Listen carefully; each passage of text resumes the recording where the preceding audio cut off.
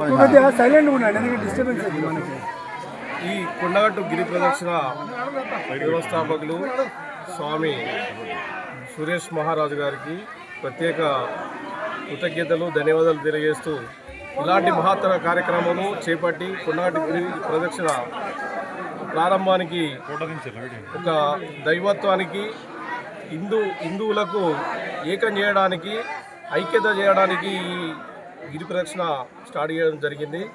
ఇది ఒక 25 మందితో స్టార్ట్ అయింది. దాదాపు నాకు తెలిసి 35 నెలల కింద ఇది 35వ గిరి ప్రదక్షిణ. 25 మందితో స్టార్ట్ అయినది ఈరోజు 10,000 మంది దాకా వచ్చింది. అంటే దైవ భక్తి, శ్రీ హనుమాన్ ఆంజనేయ స్వామి అనుగ్రహము, స్వామి సురేష్ మహారాజు గారి కృషి చాలా ఉంది. ఇందులో ఎన్నో వేల ప్రదర్శనలకు ఓర్చుకొని దీన్ని విజయవంతం చేయడానికి తను చాలా కష్టపడుతున్నారు స్వామి.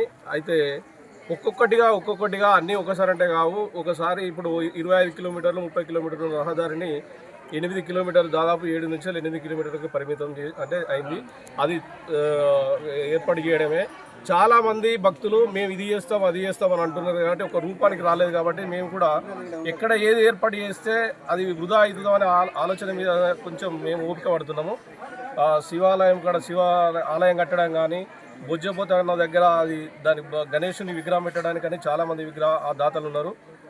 వచ్చే ఎండాకాలానికి కూడా వాటర్ ఏర్పడేయడానికి కూడా దాతలు ఉన్నారు. రాను చాలా ఇక్కడ ఇది ఊహించని రీతిలో కొండగట్టు గిరి ప్రదక్షిణ మరో అరుణాచలం లేక తయారవుతుంది.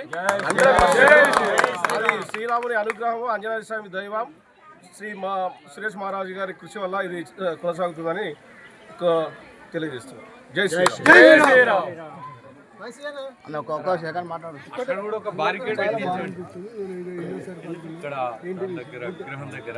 అందరికీ జై శ్రీరామ్.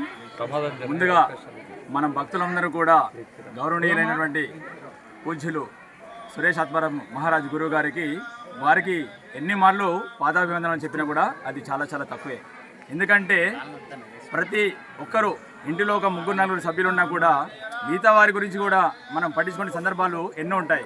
కానీ వాటి అన్నింటిని కూడా ఛేదించేసి మన గురువుగారు ఈ యొక్క కొండగట్టు గిరి ప్రదర్శనను వాళ్ళు తలంచి ఇంత ఐక్యంగా ఉండి ఇంత భారీ ఎత్తున ప్రజలు తరలివస్తున్నారంటే వారి ఆశీస్సులు, అదేవిధంగా ఆ యొక్క కొండగట్టు ఆంజనేయుని ఆశీస్సులు మనపై ఎప్పుడు ఉంటాయి.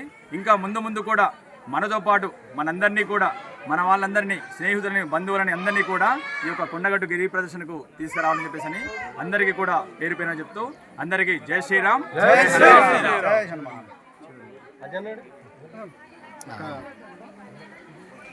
ఒక చివరి మాట, ఈ కొండలు గుట్టలు లాంటి ప్రదేశాల్లో పచ్చని ప్రకృతి ఉంటుంది, పచ్చటి వాతావరణం, చెట్లు.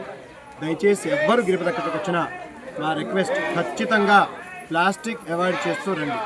మీరు ప్లాస్టిక్ వేశారంటే మన గిరి ప్రదక్షిణకి అర్థం ఉండదు. పైగా పుణ్యం రావడం పోయి పాపం వస్తుంది. కాబట్టి ఎవ్వరు కూడా ప్లాస్టిక్ని అడవిలో పారేయకూడదు. ఈ అడవి మనకి తల్లి లాంటిది, దీన్ని కాపాడుకుందాం. జై శ్రీరామ్. మా అంజిరెడ్డి అని స్నేహితుడు ఇప్పుడే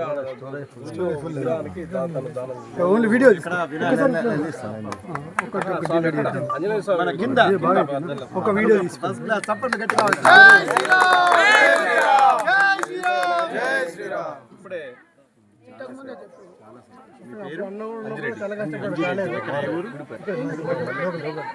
గుడిపేట లోకల్ అంజిరెడ్డి గారు మన కింద ఏదైతే ఆంజనేయ స్వామి దగ్గర మనం గిరి ప్రదక్షిణ ప్రారంభం చేస్తామో అసలు ఏమీ అద్భుతం. ఆ అంజన్న కూడా సాక్షాత్కారంగా అక్కడ మనల్ని నడిపిస్తున్నట్టుగా ఉంటుంది. ఎన్ని తమలపాకుల మాలలు, ఎన్ని కొబ్బరికాయలు, ఎంతమంది దండం పెట్టుకోవడం, ఎన్ని మొక్కులు మొక్కుతున్నారు పాపం. అలాంటి ఆంజనేయ స్వామికి వెనుక ఒక దేవాలయం కట్టడానికి సీనయ్య గారు రెడీగా ఉన్నారు. దేవాలయంలో విగ్రహం పెట్టడానికి మన అంజిరెడ్డి గారు సిద్ధపడ్డారు. కాబట్టి ఇంకా ఎవరైనా మీరు ఊహించరండి, అద్భుతంగా ముందుకు వస్తారు. అనుకున్న పద్ధతి కంటే ఇంకా అద్భుతంగా అది జరుగుతుంది. కాబట్టి మంచి ప్లానింగ్ పెట్టుకోండి. జై శ్రీరామ్.